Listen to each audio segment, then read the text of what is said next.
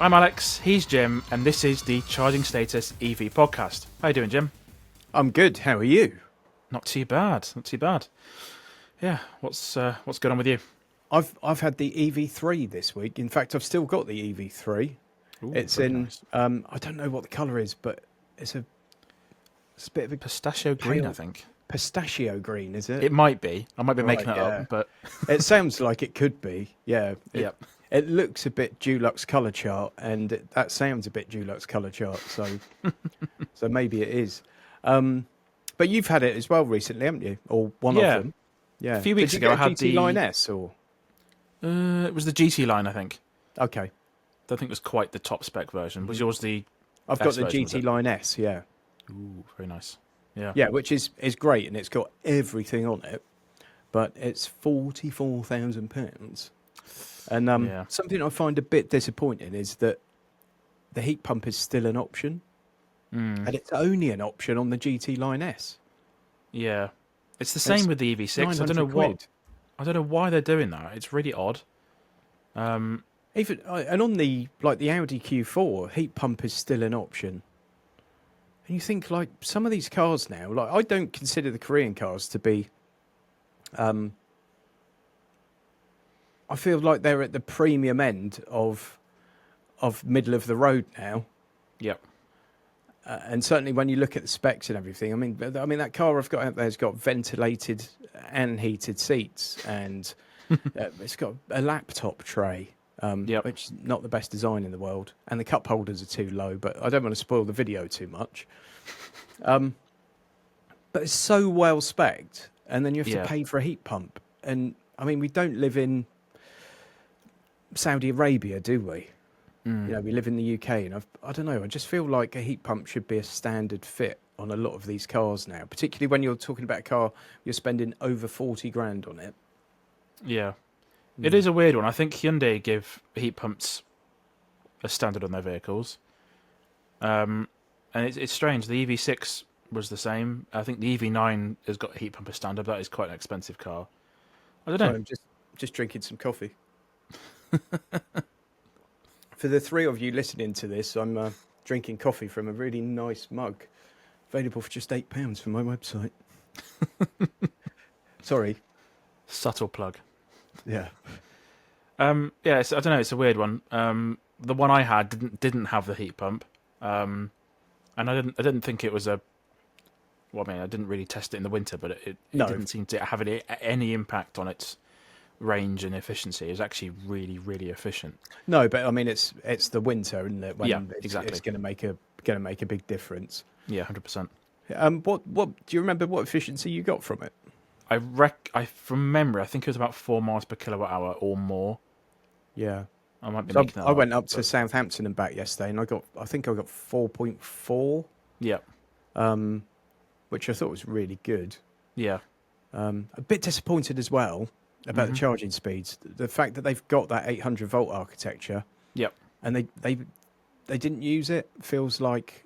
Oh, I guess it's maybe a cost issue or something, and there maybe will it be. would have. Yeah, Yeah, maybe it would have put the car at a price point that they wouldn't have sold any. But yeah, I mean, the smaller battery ones, 100 kilowatt max charge speed, yep. and I was just a little bit disappointed by that. But then for 33 grand, the entry level one does look like a lot of car for 33 grand, I guess. Oh, it's great. Yeah. For that price, it's what else can Yeah. you get that's going to be that? Yeah, exactly. That's going to have that level of technology because the EV3 weirdly is the first one that they've started to add YouTube streaming to and different video apps. I'm hoping that will come to other Kia models, but that was quite interesting. I think it's a great car, really nice and like boxy, slightly retro in terms of its sort of Oh, it's such a cool design. yeah. And I love the fact that some people will hate it, and I think more manufacturers need to make cars knowing that some people will hate the look of them, Yeah. because it means it's interesting and it means it's evoking some sort of reaction. Yeah, no, I think they've done really, really well with that car. My video for that should come out next week. So I just think it's a great design. Yeah, Really good car. nice. Yeah. I suppose we should talk about the government and the electric car subsidies. Yeah. Right.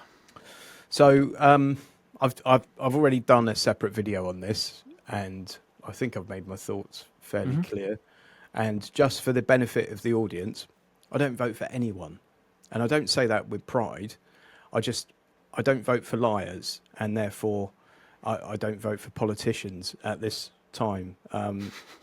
None of them can answer a straight question with a straight answer, and it just turns me off entirely. So please don't think my views are any way biased by which team said which, and that whole partisan thing. I don't think it makes any sense either. But anyway, I'm not political. I'm talking about this from a completely pragmatic position. But I think it's an utter waste of time. And I think all they're doing is giving money directly to manufacturers. And what should have been done, if they wanted to do something to actually support people getting into EVs, I think they could have done a scrappage scheme on used EVs. So you take your old non-ULEZ compliant car in and you'll get a certain amount off a used EV. And they absolutely should have invested more in lamppost chargers. Mm-hmm. They should have done something to basically make landlords allow tenants to install chargers where they've got their own parking space. Yep. Or indeed, if there's a communal car park, they should have made some kind of requirement for them to put an electric car charger in somehow, when. And I think the fact that the government's invested millions into private companies or public companies to go and install some of this lamppost infrastructure, companies like Connected Curb. Yep. It's just one I know the name of. I've got nothing against Connected Curb, by the way. But they're installing this infrastructure. They get paid essentially by the government to do it, and then setting their own prices. And those prices are sometimes close to tenfold the price that I can get charging at home. And I think if the government's investing in this infrastructure, it should be run on a not-for-profit basis. And it might still mean it costs twice as much as it does for me to charge on my drive. But I'm sure people that are currently paying 70, 80p a kilowatt on public chargers, or even 60p a kilowatt on public chargers, would be happy paying 15 or 20. Oh, 15p would be so cheap. Yeah. I mean, still, it looks expensive compared to my 8p or 8.5p or whatever it is. Yep. But 15, 20p is a game changer. There are so many people that literally won't have one because they're not going to save any money. And I think it's an absolute farce. We've got companies out there right now. I mean, I do a video about it every month. Dealerships that are offering. I looked yesterday, and there's an MG. I can't remember which one it was. £10,000 off it at an MG dealer.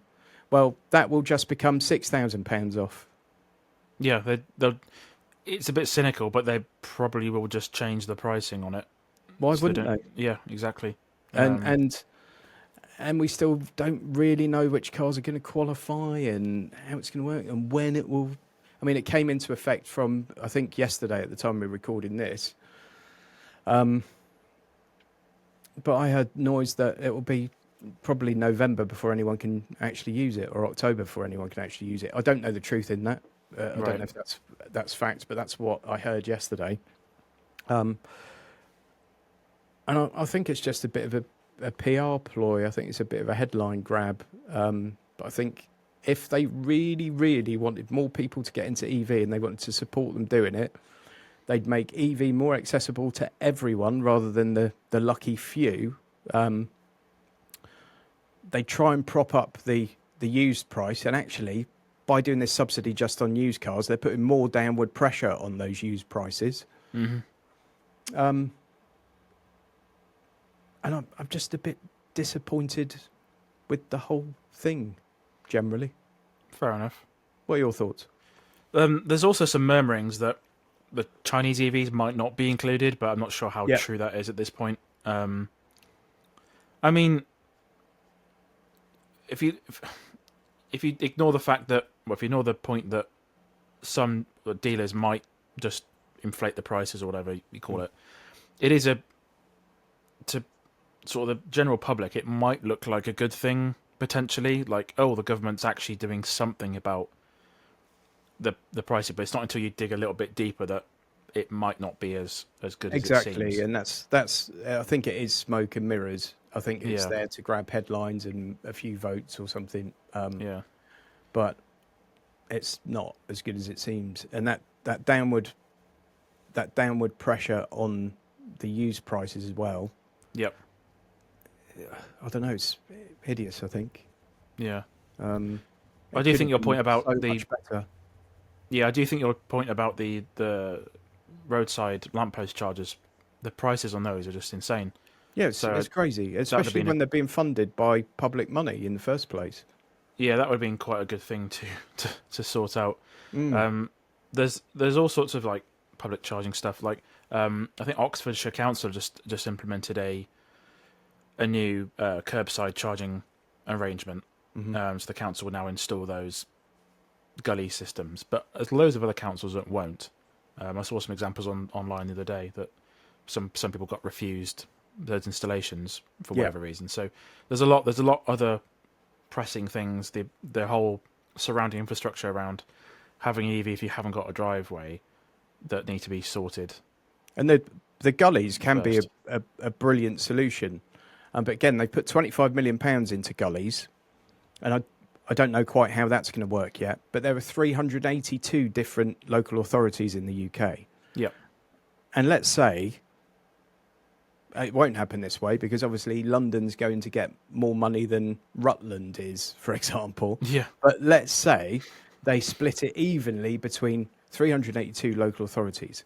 Yep. Well, from what I can see, those gullies cost between 500 quid and £1,000 to install. That £25 million split 382 ways is £64,000. So each local authority would be able to install 80 of them, 90 of them, Yep. or are they just going to give you money off?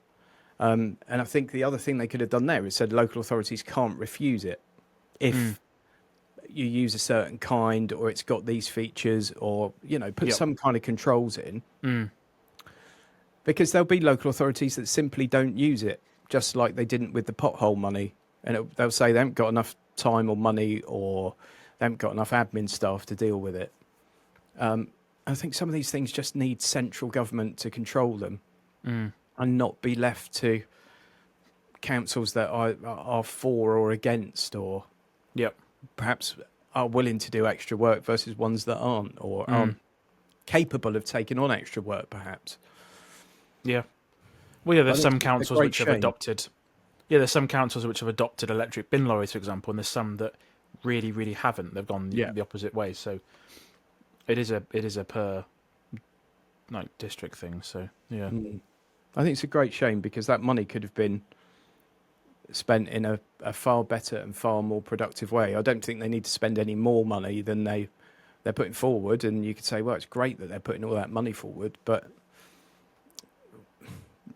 do we necessarily need to give a load of taxpayers' money to the wrong people to possibly do the wrong things with?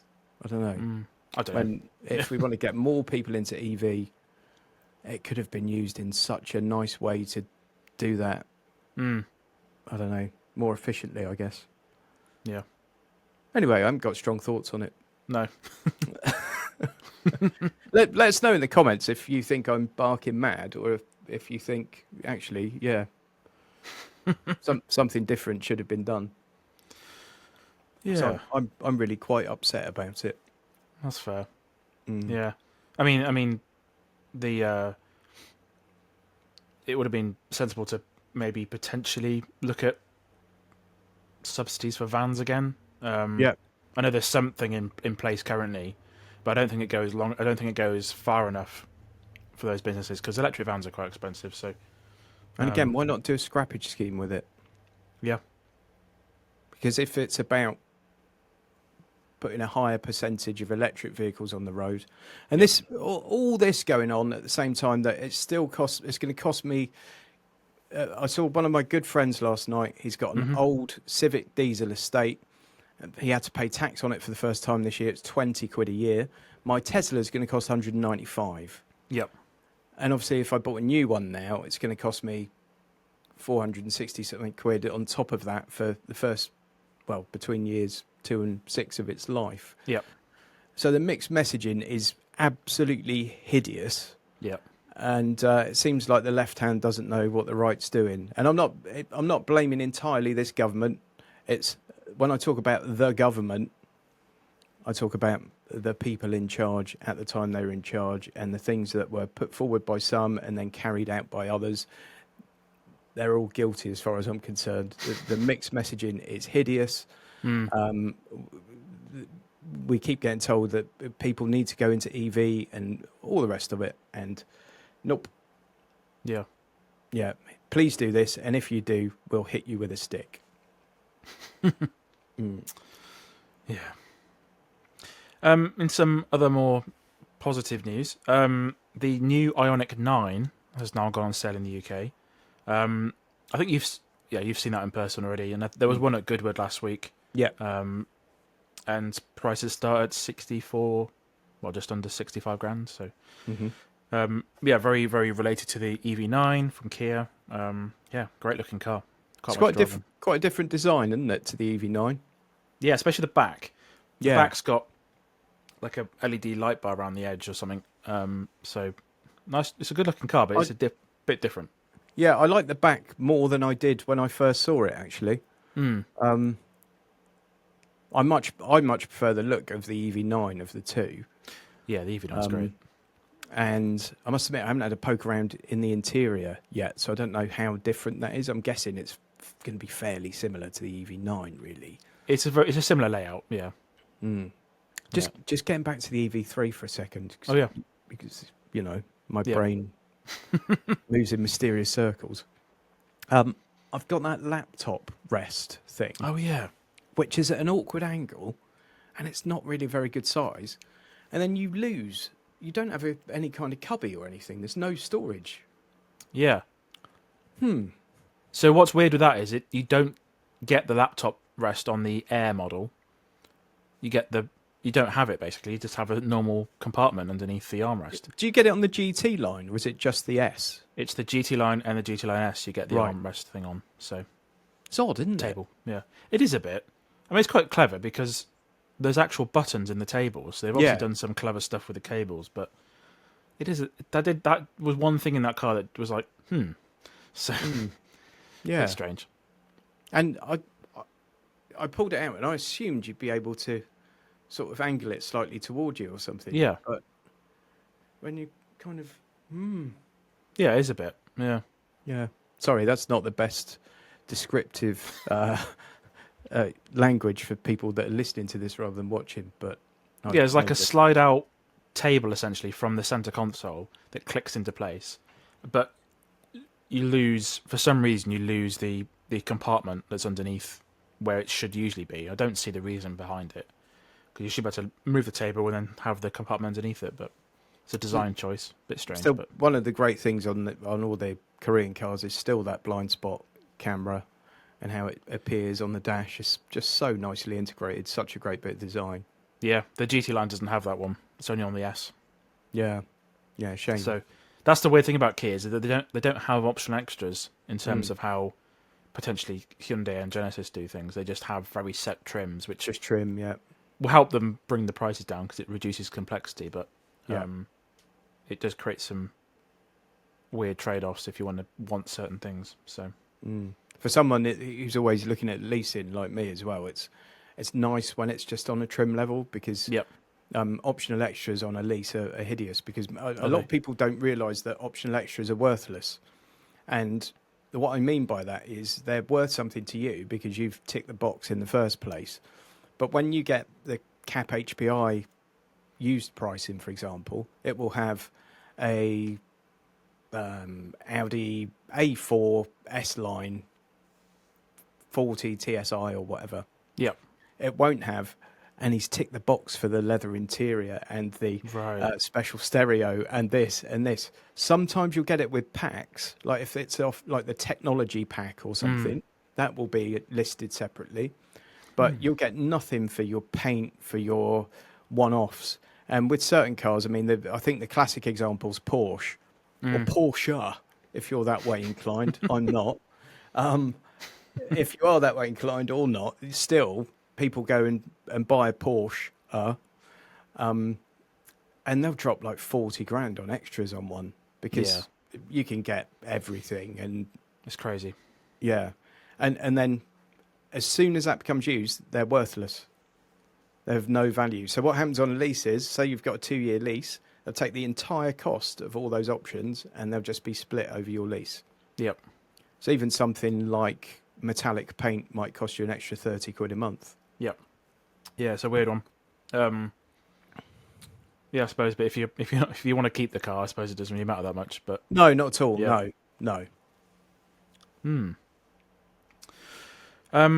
In some other news, it was announced. It must have been, as of recording, it must have been 2 weeks ago that Stellantis had pulled out of the UK for hydrogen development and vehicles, and then literally a few days ago, the company they were so close to starting production on their range of hydrogen vans, and they just completely pulled the plug on all of it.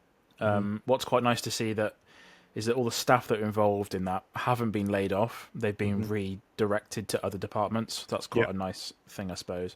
But I wrote a massive piece on my website the other day, looking at all the bits and pieces to do with it. But yeah, it's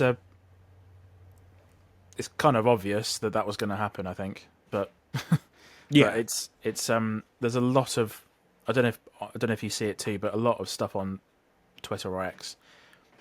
It's very divided in terms of if it could have worked or whatever. So it's a bit weird as well because it's almost become like this subset of the anti EV mob and the anti petrol mob.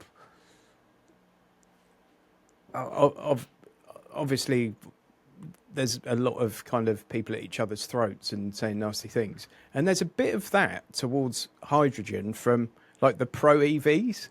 yep. I think it's a waste of time. I think it's completely inefficient, but I wouldn't be upset if someone got one. Yeah, I mean, And it's at the end of the day, it's still going to be way better than running a diesel. yep. I just think it's going to be very, very expensive. But I can still see it being used in haulage and things like that. Oh yeah. Yeah. And possibly, I don't know the viability of using it in the marine industry and stuff, but Yeah. that seems like an ideal place for it. Especially when you look at how much marine traffic is actually just transporting fuel in the first place. Yeah. But of course, it's expensive to produce, and it's not that efficient when you run something on it, and Yep. maybe the numbers don't stack up. I don't know enough about it, but in passenger cars, it's always seemed unlikely to be all that viable. But I guess it's probably early days for that as well, and maybe things will develop. And Yeah. I just don't understand, like, sometimes the vitriol around these things, especially for people that have been on the receiving end of it from being in an EV in the first place. Yeah. Exactly. Yeah. I did a bit of digging into it. So, hydrogen vehicles are only around 25 to 35% efficient. And to put that in the real terms, if you take 100 watts of energy, you end up at the end of the day with like 25 to 35 watts of power to run the car. A bit simplified. But an EV, it's about 80% efficient or more. Yeah. So it's just like, yeah. So I think you have to use electricity to produce the hydrogen, Correct, yeah. and then that goes into the car as hydrogen. But then the car then has to convert it back to electricity to run the electric motors. Yep. And I think that's where you lose the efficiency, isn't it? Yeah. There's some sort of... I'm going to butcher this, but there's some sort of thing where the hydrogen like goes into like a filter. Well, we say loads and loads of filters. That's what's inside the fuel cells. So it just gets lost Yeah. that way. So yeah, So the whole development program from Stellantis has been cancelled, and they're going to start focusing on electric vehicles a bit more. They said so. Yeah, strange, but yeah. Literally a few minutes ago, Subaru have confirmed a whole new electric range of SUVs for Europe. Ooh. They're going to make a EV called the E Outback, which would be quite cool, and also the new Subaru Uncharted. So, The Uncharted. yeah, the Uncharted looks quite interesting. So Well, that all sounds a bit exciting, doesn't it? yeah, I think one of them is based on the Toyota CHR potentially. So, but yeah, looks quite interesting.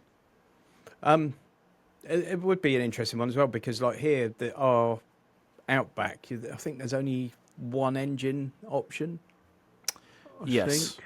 yeah, And yeah, it's not amazing, super reliable cars, but yeah, well, it'd be interesting to see how that plays out. And it'd be nice to see Subaru doing some electric Subaru vehicles, which I'm guessing the Outback would be. So I don't think that would be a shared thing with Toyota. I guess the battery tech and stuff, but the details about who owned, like who has the platform, is a bit lacking at the moment. But it's saying yeah, 75 kilowatt hour battery pack, 280 miles of range. It's got their iconic all-wheel drive system, X mode, like 1.5 tons of towing. So it's all quite impressive. But yeah, the because it's as of recording, it literally got announced minutes ago.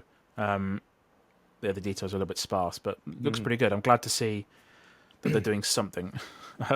it'd be interesting to see when someone finally produces like a true EV tow car as well, something that can tow 2.5 tons and still give you 200 miles of range whilst towing.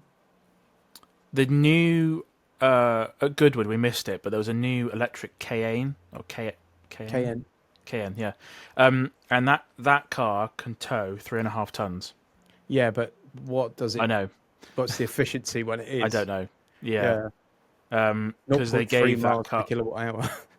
Yeah, they gave that car to Richard Hammond on Drive Tribe recently, and he was saying it's very much a prototype, but it can tow 3.5 ton, which is quite impressive. So, but yeah, we don't know what will happen to the range on that, but yeah, exciting stuff. You'd have to think that if they're making a lot of noise about its towing capacity, that they've thought about the efficiency, because otherwise they're going to get a lot of sort of negative PR and ridicule. So maybe that is the car. Yeah, could be. So, what have you got coming up in the next few weeks? Ooh, what have I got coming up, Alex? Not much, actually. No? I have got a holiday coming up, and I've got quite a lot of catching up to do. I've got a couple of videos that are yet to be edited and need to go out, and I need to probably get some stuff ready for when I do have a holiday. And then I think next month looks like it's going to be quite a busy one. I've got quite a lot going on, possibly a couple of things that I can't talk about yet, but I hope to be doing. I've got the MG5S or the MG5S, isn't it? Next so, month. yeah. Yeah. Got that next month. Nice. So looking forward to that. My MG videos always tend to do quite well. And MG are quite popular, aren't they? I guess because they're priced well, so you've got more of an audience for it. Yeah. Unlike my BMW i7 video, which didn't do very well because it's not much of an audience for that car, I guess. And yeah, nothing massively exciting that I can talk about at the moment. Fair enough. How about you? Yeah, the past week I haven't had anything, which has been quite nice. I've managed to catch up with my other stuff, but this morning I just had a Cupra Born V3 being delivered. Very, very nice. Just dropped the guy back up at the train station this morning, so very, very well made, just based on my first impressions, but there'll be a video for that out soon. Have you had an ID3? No. Oh, okay. No, not yet. And then the week after next, I'm off to Scotland in the Lotus Electra. So nice. Be And you're very doing the cool. North Coast 500, aren't you? Yep. Yeah. Do you In the, anticipate charging problems, or is it well covered up there? Or we've done some planning. The Airbnbs we've picked have got chargers, but yeah, they're very very top of Scotland. There isn't actually many chargers, but I don't think that'll be a problem, to be honest. The range on that Lotus is pretty impressive, to be fair. So I think it'd be fine. great, nice. Yeah. Yeah, enjoy that. Yeah, What should have, be you, what good. have you got coming in when you're back? Have you booked that far? You have, haven't you? You're booked for like a decade, aren't you? I'm booked until the very very start of December now. See, I've only got that MG booked in going forwards, I think. Oh, and I've got JQ booked in as well. The Yeah, I've got Xpeng G6, a Renault 5, and then Octavia VRS, which is my only petrol car for the next few portions of time. So let me throw a question at you out of the blue. Yeah. What's been your favourite car so far this year? Ooh. That's a tough one, to be fair. Let's have a scroll back through. For those, The Ioniq 6 is up there, to be fair. yeah, That was at the very start of the it's year. such a good car. Yeah. So many people like just don't give it consideration. And it's such a good car. Yeah. No, it's great. And that new one looks so good as The well. M, yeah, Yeah. it's bonkers. Yeah. Weirdly, I'd say the I know it's not electric, but the Kia Picanto was sensational for the value for money on that car. Yeah, I'd say so far this year anyway, it's the Ioniq 6. I'm only 6 months in, or 7 months in, so No. yeah, it's been a. What about you this year? Yeah, I haven't had so many cars in this year because I've just been, I don't know, I've just been so busy that I kind of booked fewer cars in than I normally would. I think of the electric stuff. What would I say for the electric stuff? Do you know what? Maybe the MG Cyberster. Oh yeah, I still haven't driven that. Not practical. No. Not the sportiest handling sports car, but there's just something brilliant about it. I think the fact that a brand like MG said, let's put a 2-seat sports car out there with crazy doors that's way more expensive than anything we build, and we're happy if we sell 300 of them. There's something brilliant about that. And again, Yeah, it's agreed. that thing where they're attracting people possibly towards EV that otherwise perhaps wouldn't be interested. They're going after that other part of the market rather than you and I that want sensible cars that give a good range and they're really efficient and you can get a lot of stuff in the boot and and those kind of considerations. And I sort of, I don't know, I sort of admire that car for those reasons. Yeah, agreed. I Definitely. also like the GR Yaris a lot, but it's got really inefficient petrol engine. It's really silly.